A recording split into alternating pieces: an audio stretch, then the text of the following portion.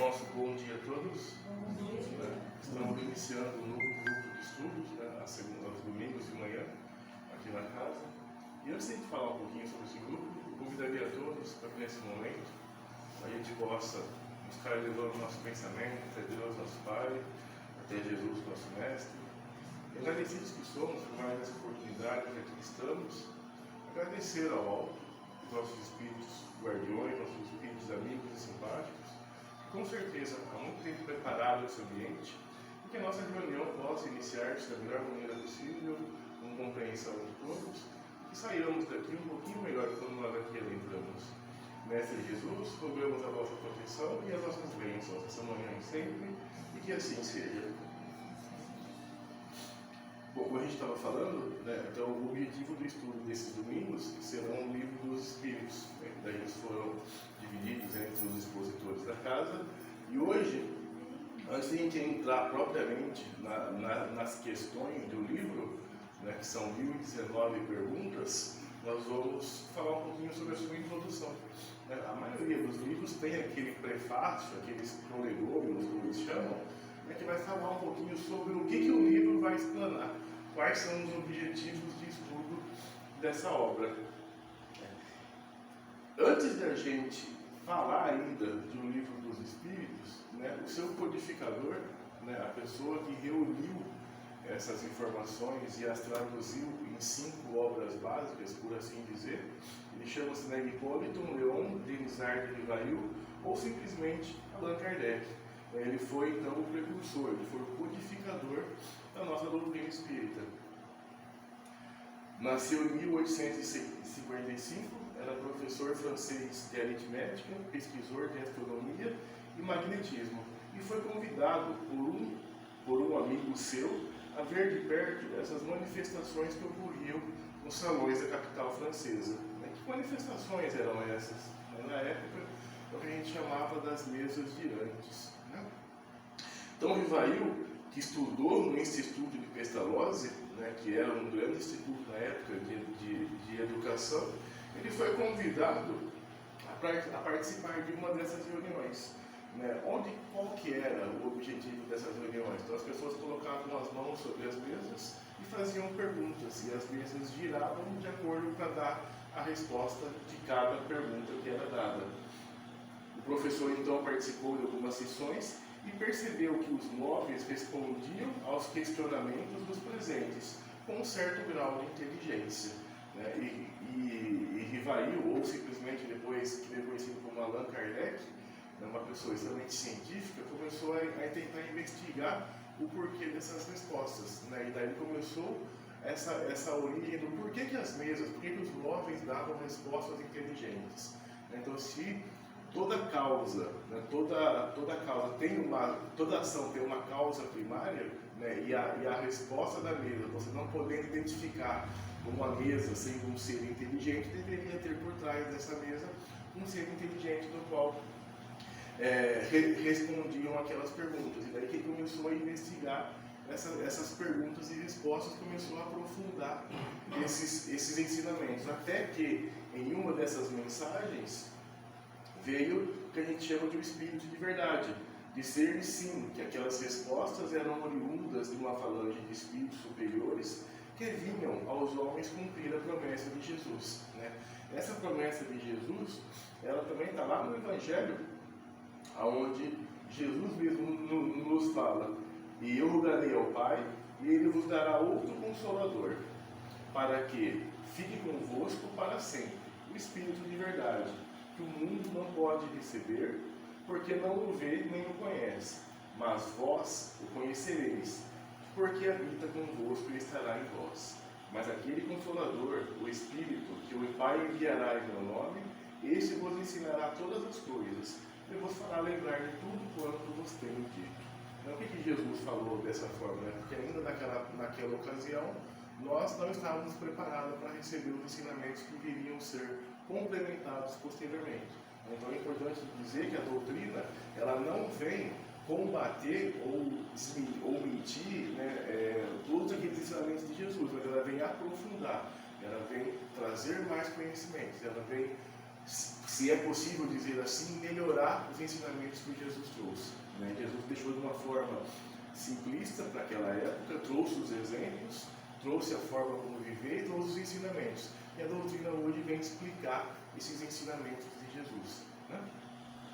E como que Kardec fez isso? Né? Ele fez através de uma qualificação que ela durou mais ou menos 14 anos de organização para se chegar a essas obras. Né? E Kardec utilizou de outros métodos depois, no início, para receber as respostas. Então, no começo eram feitas aquelas perguntas através de mesa, depois passou para ser espião, e depois percebeu que não precisaria de nenhum objeto para poder transportar essas respostas para nós. Né?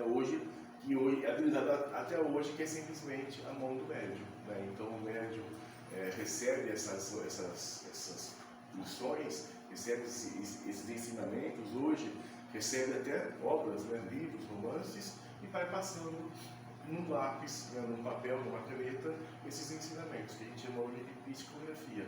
É uma das formas de mediunidade, é uma das formas de a gente poder receber essas orientações que advém do alto. Né? Kardec desencarnou em 31 de março de 1869, aos 65 anos, vítimas de um aneurisma. Sua persistência e seus estudos constantes foram essenciais para a elaboração do movimento espírita e a organização dos ensinos do Espírito da Verdade. Né? Como a gente falou no começo, o objetivo dessa noite é falar um pouquinho sobre a introdução de um livro dos Espíritos. Né? Então, ali, a capa original dele em francês, e hoje trouxe uma capa vendida no Brasil. Existem diversas traduções, né? Algumas simplesmente mudam as palavras, outras, algumas traduções ainda infelizmente mudam algum sentido de algumas frases, então é importante a gente trabalhar sempre com algumas traduções um pouco mais próximas da nossa realidade do que daquilo que foi escrito por Kardec. O Livro dos Espíritos é a primeira da série de 5 obras básicas da codificação do Espiritismo, é chamado também de Pentateuco, 5 kardeciano. Ele consta como introdução da obra, né, da Lavra, da escrita do próprio Allan Kardec, né, e de 1019 perguntas formuladas aos espíritos com as respectivas respostas. Ao final, temos a conclusão consistente de 9 tópicos bastante desenvolvidos, de autoria do espírito que se autodenomina Santo Agostinho. Né? Então, a introdução ela vem de origem do próprio Allan Kardec, ele mesmo a escreveu. Né? Lógico, pode ser que com várias intuições dos espíritos, mas não foi ali as perguntas e as respostas propriamente ditadas. E também, depois, em algumas respostas, há o comentário também de Allan Kardec. Algumas são simplesmente resposta formulada, pergunta formulada, resposta recebida, e alguns são perguntas formuladas, respostas recebidas e depois comentários de Kardec explicando aquela resposta. Para não ficar muito extenso, né, porque essa introdução ela tem mais ou menos umas 50 e poucas páginas, né, então eu procurei resumir de uma maneira bem resumida, né, quais são os principais pontos que o Livro dos Espíritos vai falar. Né. Se faltar alguma coisa aqui, me desculpem, né, a gente procurou fazer de uma forma bem concisa, também não ficar uma palestra muito maçante, porque depois as perguntas propriamente elas vão entrar nessa questão da introdução. Ele simplesmente faz um apanhado geral daquilo que ele vai falar nos livros, no livro através de perguntas e respostas. Né? O primeiro é que Deus é eterno, imutável, imaterial, único, onipotente, soberanamente justo e bom. Então, a gente pegar, por exemplo, as primeiras perguntas, ele vai falar sobre Deus. Eu procurei pegar aqui os tópicos mais importantes que o livro vai aprofundar depois. Então, não é o intuito nosso hoje aprofundar sobre esses pontos. Que Deus criou o universo, que é a lua de todos os seres animados e inanimados, e que há no homem 3 coisas. Quando a gente fala homem, o ser humano propriamente dito. Primeiro, o corpo ou ser material, né? Esse corpo, essa veste que a gente tem hoje, análogo aos animais, né? Igual ou semelhante aos animais, e animado pelo mesmo princípio vital. Né? Então, sim, os animais também possuem um espírito, por assim dizer, né? Ainda que a gente chama de princípio inteligente, porque ainda não tem a consciência, ainda não despertou a sua consciência naquele princípio inteligente. Ao passo que no ser humano, essa consciência ela já é desperta. Mas qual que é a semelhança dos dois? Ambos possuem a sua individualidade. A partir do momento que foram criados, serão iguais e serão aquele mesmo princípio e depois espírito até eternamente, porque nós não morremos. O segundo ponto, a alma, ou ser imaterial, espírito encarnado no corpo. Então, aqui, o livro vem falar que quando o espírito está desencarnado, ele chama de espírito, e quando está encarnado, ele chama de alma. Né? Então, ele vem falar sobre esse princípio que antecede a tudo, né? Que somos nós, enquanto ser imaterial, passando por uma existência corpórea, passando por uma existência material. E terceiro, que é o que une os dois, o corpo e o espírito, que é o princípio intermediário entre a matéria desculpa, e o espírito. Depois, mais para frente, a gente vai dar o nome de perispírito. Que os espíritos pertencem a diferentes classes e não são iguais nem em poder, nem em inteligência, nem em saber e nem em moralidade. Né? Para a gente ser criados iguais, simples e ignorantes, e o nosso único destino é ser um ser perfeito, é ser um ser igual a Cristo, por assim dizer. Entre essa criação e a perfeição, cada um pega o caminho que escolher. Né? Cada um vai poder sofrer mais, sofrer menos, fazer mais bondade, menos bondade, e dependendo do caminho que cada um escolher, ele vai trilhando aquela sua trajetória. Né? Óbvio que alguns com mais sofrimento, porque escolheram um caminho de repente não tão de bondade, outros com menos sofrimento, mas as provas, as expiações, o que precisa passar, o que precisa suportar, o que precisa aprender, basicamente é igual para todos. Né? Então a gente precisa chegar no mesmo nível evolutivo. Como chegar, aí depende do nível de cada um de nós. Os espíritos não ocupam perpetuamente a mesma categoria, então a gente vai ver também depois que a gente sempre avança, nós sempre evoluímos, né? Nunca voltamos para trás, nunca retroagimos. Então aquilo que eu aprendi, aquilo que eu vivenciei, aquilo que eu provei, aquilo que eu venci, eu não preciso passar de novo. Né? Se eu já me tornei um espírito um pouquinho melhor, não tem como eu voltar numa outra existência, ou no mundo imaterial, no mundo espiritual, pior que quando aqui eu saí. Né? No máximo, a gente fica estacionário, fica parado durante algum tempo. O que eu também, mas aí é uma opinião particular minha, não acredito muito, porque um pouquinho a gente sempre aprende, um pouquinho a gente sempre evolui, ainda que muito pouco. Assim, a gente sai um pouquinho melhor, a gente aprende algo mais, a gente vivencia uma experiência nova. A encarnação dos espíritos sempre se dá na espécie humana. Né? Então, uma vez que, como eu não posso retroagir, eu já passei pelo mundo animal, eu não consigo voltar depois de uma existência como animal. Né? Não faz sentido, eu já passei por aquela existência, eu já passei por aquela prova. Né? Então, uma vez que eu avanço, uma vez que eu continuo a minha jornada, não tem porquê eu voltar. E também a alma possuía a sua individualidade antes de encarnar, conserva depois de se haver separado do corpo. Então é um pouquinho óbvio. Né? Então eu, Fábio, estou como Fábio nessa encarnação, mas eu, Fábio, espírito, sou antecedente a esse corpo e continuarei sendo o mesmo espírito depois que aqui partir.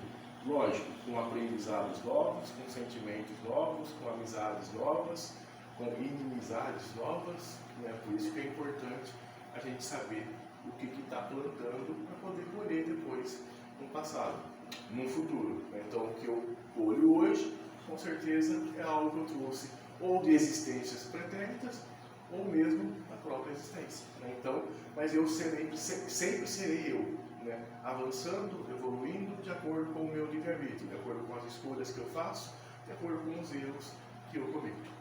Então tudo depende única e exclusivamente de mim, de nós mesmos. É lógico, vivendo em sociedade é aprendendo com o outro, mas cada um dentro da sua individualidade. E daí alguns pontos depois que Kardec comenta na introdução. Né? Que quando as crenças espíritas se houverem vulgarizado, ou seja, quando aceitas pelas massas humanas, nesta época, os sábios se renderão à evidência, como tudo que ocorre na ciência. Então, o que ele vem falar aqui? Quando a ciência começar a evoluir, isso, lembrando, né, ele foi escrito há mais de 150 anos atrás. Hoje, a ciência já começa, por exemplo, a estudar as doenças que não são originárias do corpo, né? A influência do passe magnético sobre algumas pessoas, sobre alguns pacientes, né? Já é a ciência conseguindo comprovar que de fato existe algo além desse corpo, que existe doenças ou sentimentos que eu trago que não são oriundas de agora, existe a influência desses fluidos magnéticos, e imagina o dia que a ciência puder comprovar, né, a existência efetivamente do espírito, e falar, esse espírito de agora é o mesmo que vivenciou há tantos anos atrás. Né? Daí sim, essas crenças se tornarão muito mais, como a gente chama aqui, de vulgar. Vulgar no sentido de muito mais fácil acesso a todos. Né? Hoje, apenas aqueles, eu não sei se dá alguma outra doutrina, né, um desconhecimento meu, uma ignorância minha, estuda, por exemplo, essa questão da reencarnação, da vivência. Eu sei que algumas estudam, mas assim, ainda não são a maioria. Se conseguir comprovar isso, então fica muito mais fácil de explicar e de ir atrás. Né? Também que no tocante às comunicações entre os mundos, mais importante do que o autor que se diz narrar determinado ensinamento ou história é o teor, é o seu teor propriamente dito. Né? Então muitas vezes a gente, em reuniões mediúnicas, fica estupefato, né? Porque veio uma mensagem de Santo Agostinho. Na hora que você vai ler a mensagem, Santo Agostinho nunca diria uma frase daquela. Então, para tomar cuidado com o que acontece com isso. Né? Então, assim como nos dias de hoje, muitos espíritos de ordem inferior tentam ou tentaram atrapalhar a codificação, percebe-se que também acontece hoje nos nossos grupos. Né? Então, é a nossa vaidade, é o nosso egoísmo, querendo falar, não, mas eu recebi uma mensagem importante de fulano de tal. E a Kardec vem falar nessa introdução para tomar cuidado com isso. Né? Porque o importante não é quem narra, o importante é o teor da mensagem propriamente dita. Né? Então, fazer um estudo sobre aquilo, que foi o que ele fez, por isso que demorou tantos e tantos anos, para ele poder juntar essas perguntas e respostas, juntar depois os outros livros. É óbvio, naquela época a comunicação era muito mais distante, muito mais difícil. Então não foi simplesmente em Paris que recebeu essas perguntas e respostas, elas vieram no mundo todo, através de vários médiuns, de vários espíritos, fazendo as mesmas perguntas e recebendo basicamente as mesmas respostas. Então você imagina, sem WhatsApp, sem internet, sem e-mail, a gente poder conversar com alguém, né, na Europa, no Japão, e receber essas respostas. Era um pouco mais difícil. Né? Então teve um trabalho árduo, mas além de receber esses ensinamentos de diversas partes do mundo, também houve esse estudo crítico de Kardec. Então assim, vamos olhar a resposta, né? Vamos olhar aquilo que efetivamente está vindo de mensagem. Né? E isso, aí fazendo um paralelo, a gente poderia fazer também no nosso dia a dia, né? Porque às vezes a gente escuta a famosa fofoca, né? Ah, porque o seu Aurélio falou para o meu tio algo de mim. Mas será que assim, eu conhecendo o seu Aurélio, será que ele falaria aquilo que alguém falou para mim? Entendeu? Então assim, a gente pode também fazer um estudo um pouco mais crítico do nosso dia a dia disso. Né? Então será que aquela pessoa que eu conheço há tanto tempo, né, que sempre me falou determinadas coisas, falaria algo tão diferente? Será que Santo Agostinho, né, que sempre pregou o amor, a bondade, de repente falaria algo racista? Né, algo contra a mulher, contra negro, contra outra religião? Né? Com certeza não. Né? Então, estudar um pouquinho mais isso que é advém do alto. E também, ainda, como toda e qualquer doutrina, a doutrina espírita merece horas e horas, dias e dias, e anos de estudo e persistência. Não se formam médicos em 3 anos. Também não se formarão bons espíritas em 3 anos, em 2 meses, em 3 horas. Se para os estudos da matéria se fazem necessários anos a fio ter estudo e comprometimento, quiçá os estudos do mundo material versus o mundo moral. Né? Então, não é porque eu venho 1 ou 2 dias na casa espírita que eu vou sair daqui uma pessoa profundamente conhecedora. Até mesmo porque a doutrina espírita ela é estudo, conhecimento da sua doutrina propriamente dita, mas também depois de ver aquilo. Né? Eu uni aquilo, basicamente, o que é simples falar, mas é difícil viver, aquilo que Jesus fez. Né? Fala uma coisa e vive exatamente a mesma coisa. Né? E daí você acerta. Né? A doutrina também é isso. Né? É estudar esses ensinamentos do Mestre e depois transformá-los em ação. Né? Oração, orar e agir. Né? Sempre no mesmo intuito. E o livro dos Espíritos, ele pode ser dividido, né, ou subdividido, basicamente em 4 partes. Tá? Onde a primeira parte, que ele vem falar de Deus, os elementos gerais do universo, a criação divina e o princípio vital. E olha que interessante, o livro dos Espíritos é a origem, depois ele deu origem a mais 4 livros, né? Onde nesse primeiro, que fala sobre Deus, esses temas eles são mais desenvolvidos, mais aprofundados no livro A Gênese. A segunda parte, que vai falar sobre os Espíritos, sua origem, hierarquia e progressão. Temas depois desenvolvidos mais profundamente no livro dos Médiuns. A terceira parte, que fala das leis morais, né, que depois vai ser mais desenvolvido em O Evangelho segundo o Espiritismo. E na quarta parte, que fala das esperanças e consolações. Temas depois que é desenvolvido com mais profundidade em O Céu e o Inferno. Tá? E para finalizar, uma frase de Kardec, que eu acho que é o intuito desse pontapé inicial que estamos dando aos domingos, que é mais uma oportunidade, mais um dia de estudo, para a gente poder, talvez, melhorar um pouquinho mais. Que fala o seguinte: aquele que se esforça seriamente por melhorar, assegura para si a felicidade já nesta vida. Né? Autor Allan Kardec. Então, assim, não vamos esperar, eu vou começar a plantar agora para colher em outras existências. Né? Ele fala que não, a gente já começa agora, né? Plantar agora e já começa a colher essa felicidade e assegurar para si mesmo essa felicidade já nessa própria existência. Né? Então, assim, de uma maneira bem resumida, bem simplista, era isso que a gente tinha para introduzir o livro dos Espíritos, né? E daí a partir da semana que vem já começamos com o Sr. Aurélio a falar sobre Deus, né? O que é, da onde vem, né? E daí o Sr. Aurélio vai poder falar um pouquinho melhor com a gente domingo que vem. Né? No mais, obrigado pela atenção e agora nós vamos para a segunda parte dos trabalhos dessa manhã, que são os passes. Né? A gente pede apenas para que quando for tomar os passes, para usar máscara, porque é um lugar fechado. Quem não trouxe, nós tem aqui para distribuir. Tá? Fala do fundamento da doutrina espírita que está aí